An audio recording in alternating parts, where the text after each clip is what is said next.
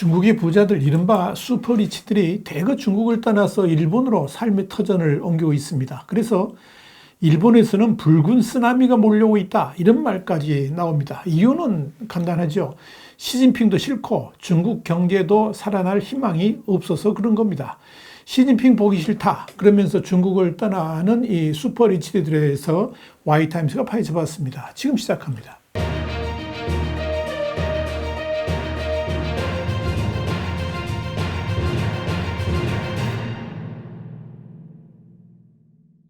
월시저널은 현지 시간으로 2일 중국의 부자들이 정치적인 독재 체제와 경기 둔화에 실망해서 엑소더스 그러니까 탈출하고 있으며 일본의 호화 부동산 시장에 도움이 되고 있다 이렇게 보도를 했습니다.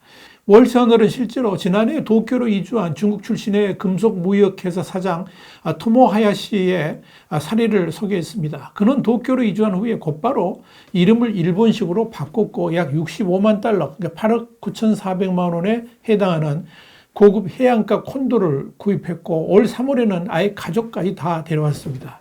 이제 막 일본 초등학교에 입학한 두 아들을 둔 45살의 그는 이 도쿄의 고급 부동산 붐을 일으키면서 도시를 재편하고 있는 많은 부유한 중국인들 중에 한 명입니다. 토모 하야시와 같이 중국을 이탈하는 슈퍼리치들이 갑자기 늘어나는 것은 갑작스러운 팬데믹 시대의 봉쇄 조치로 촉발된 베이징의 독재적 정치 체제, 여기에 대한 불만이 그 이후에 더욱 커지면서 비롯됐습니다. 또 중국의 경기 침체와 주식시장의 부진도 부유층이 중국을 떠나도록 동기를 부여하고 있다는 것이 중국 슈퍼리치들의 이탈을 지켜본 이들의 한결같은 증언입니다. 토모 하야시와 같은 중국의 슈퍼리치들은 미국과 캐나다, 싱가포르 등으로도 많이 떠나는데 최근 들어서는 일본으로 이주한 이들이 급격히 늘어났다는 겁니다. 일본의 음식과 문화, 교육, 안전 등의 측면에서 좋은 평가를 받고 있어서 그런 겁니다. 또한 중국에서 거리가 가깝다는 것도 일본을 선호하는 중요한 이유이고 특히 최근 들어서 이 엔화의 약세로 중국의 슈퍼리치들이 부동산을 매입하는 데 유리하다는 점도 한몫했습니다. 또한 일본어는 부분적으로 한자를 쓰는 만큼 상대적으로 더 쉽게 적응할 수도 있습니다. 물론 홍콩의 슈퍼리치들은 영국으로도 많이 이주하는 것으로 알려졌습니다. 이에 따라 일본 내 중국인 거주자는 지난해 말에 약 82만 2천 명으로 전년보다 6만 명이 증가를 했습니다. 최근 몇 년 사이에 가장 큰 증가폭입니다. 전 세계 이주 동향을 추적하는 투자 이민 컨설팅 업체의 헬리엄 파트너스가 지난해 6월 발표한 보고서에 따르면 중국의 초고액 자산가 13,500명이 당해 해외로 이주할 것으로 추산을 했습니다. 중국은 해당 부분에서 전 세계에서 가장 큰 손실을 입은 국가가 될 것으로 봤습니다. 중국에서 태어나서 일본으로 귀화한 도쿄의 부동산 중개인인 오리하라 오사무는 코로나19 사태 이전인 2019년에 비해서 매출이 3배 또는 4배 증가했으며 이는 대부분 이 중국인 구매자들의 덕분이다 이렇게 말했습니다. 그만큼 이 중국인들의 일본 이주가 많이 늘어났다는 의미입니다. 그는 과거와 달라진 점은 장기 비자를 원하는 사람들이 많아졌다는 것이다 이렇게 덧붙였습니다. 부동산 기록에 따르면 하야시가 살고 있는 48층 콘도의 약 3분의 1은 중국인 이름을 가진 개인 또는 대표자가 중국인 이름을 가진 회사가 소유하고 있습니다.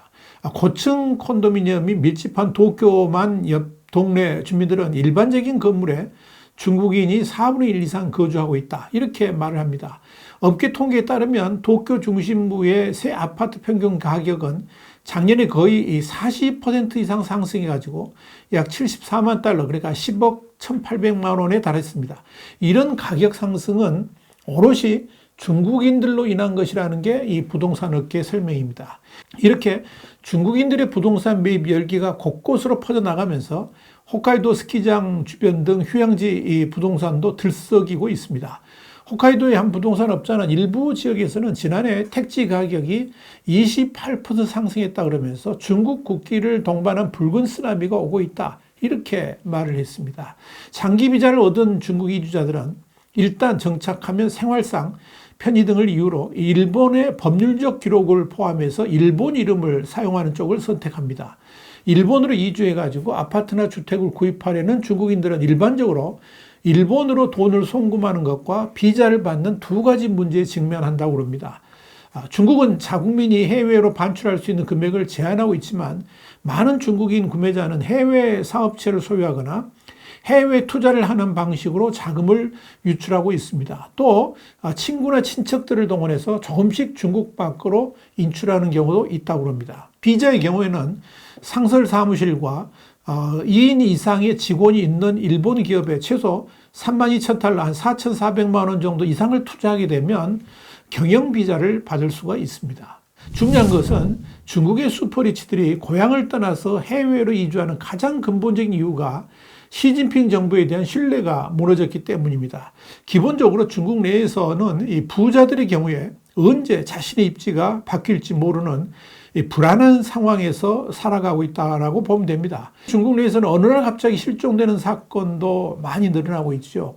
또 재산을 압류당하거나 빼앗기는 경우들도 왕왕 일어납니다. 한마디로 중국이라는 나라는 이 비즈니스의 적대적인 환경이라는 점에서 슈퍼리치들은 전전긍긍하면서 해외로 빠져나올 궁리를 하고 있다. 이렇게 보시면 됩니다. 사실 얼마 전까지만 해도 중국은 엄청난 부자가 되기에는 좋은 곳이었습니다. 에버그란데라든지 알리바바, 텐센트 이런 창업자들이 노력만 하면 얼마든지 부의 생태계에 진입하면서 억만장자가 될 수 있었다는 것을 한눈에 보여줍니다. 그런데 이제는 상황이 바뀌었습니다. 지난 몇 년 동안에 중국은 코로나 봉쇄 조치를 겪은 데다가 공동부유라는 마오쩌둥의 사상을 갑자기 시진핑이 꺼내들면서 중국의 엘리트들에게 기부금을 갈취하는 한편 이 당국에 잘 협조하지 않으면 지도세도 모르게 체포 또는 구금하면서 잘 나가던 중국의 기술 산업을 무참하게 망가뜨려 버렸죠. 그 와중에 시진핑은 3연임을 하면서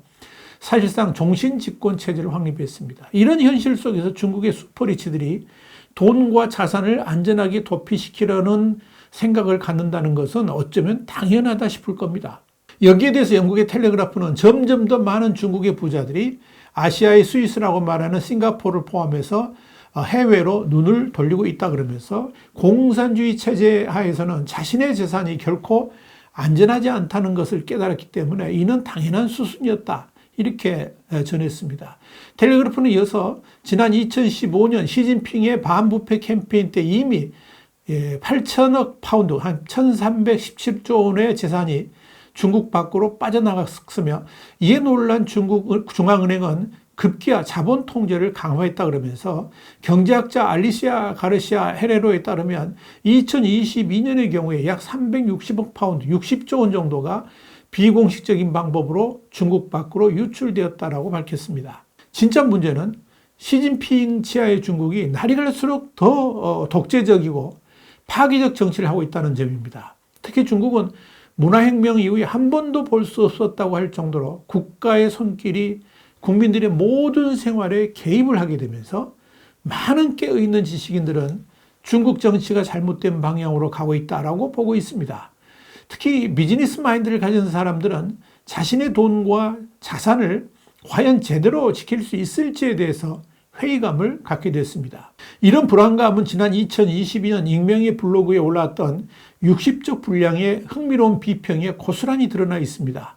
이 글의 작성자는 중국의 정치 엘리트들이 공포에 질려서 국가가 파산당하기 전에 자본을 빼내려 하고 있다 그러면서 시진핑 주석에 대해서 매우 날카롭게 비판을 했습니다.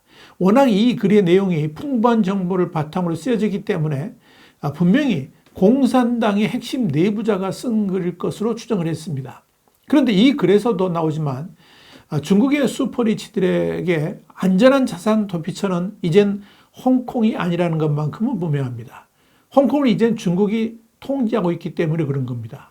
일국양지가 무너진 홍콩은 이제 더 이상 안전하지 않다라고 판단하고 그때부터 많은 슈퍼리치들이 자산을 홍콩 밖으로 이동하기 시작했습니다. 그것이 바로 싱가포르였고 최근 들어서는 일본이 그 뒤를 따르고 있다. 이렇게 보시면 됩니다. 중국의 슈퍼리치들이 싱가포르를 선호하는 것은 이 싱가포르가 과거 영국의 식민지였던 탓에 홍콩과 분위기가 유사하고 또 중국인들의 비율이 전체의 4분의 3이 넘을 정도로 매우 높기 때문입니다. 흥미로운 것은 이 중국이 제로 코로나 정책을 폐기하면서 리오프닝을 한 것이 슈퍼리치들의 해외 도피를 부채질하고 있다는 점입니다. 제로 코로나 폐기와 함께 여행 자유화가 시작되면서 부유층의 엑소더스 현상이 가속화하고 있다 하는 겁니다. 이렇게 중국의 중산층들까지 이 탈중국에 나섰다는 것은 그들의 비빌 언덕이 되어주었던 자유경제 질서가 중국에서 완전히 무너지고 있다는 의미라고 받아들이면 될 겁니다. 심지어 글로벌 기업들이 중국에서 생존하기가 쉽지 않을 정도로 국수주의적이고 배타적인 정책이 시진핑의 중국 공산당에 의해서 시행되고 있다는 뜻이기도 합니다. 중국은 이렇게 날이 갈수록 매력을 잃어버린 나라, 희망이 사라진 나라로 추락하고 있습니다. 이 모두 중국의 전통을 완전히 깨버린 시진핑의 3년임 독재로 인해서 빚어지는 일들입니다. 이렇게 자국의 엘리트들에게까지 버림받은 중국, 그런 나라에 뭔가 기대를 건다는 것 자체가 사치일 겁니다. 이것이 지금 중국의 모습입니다. 와이타임 정세분석이었습니다. 감사합니다.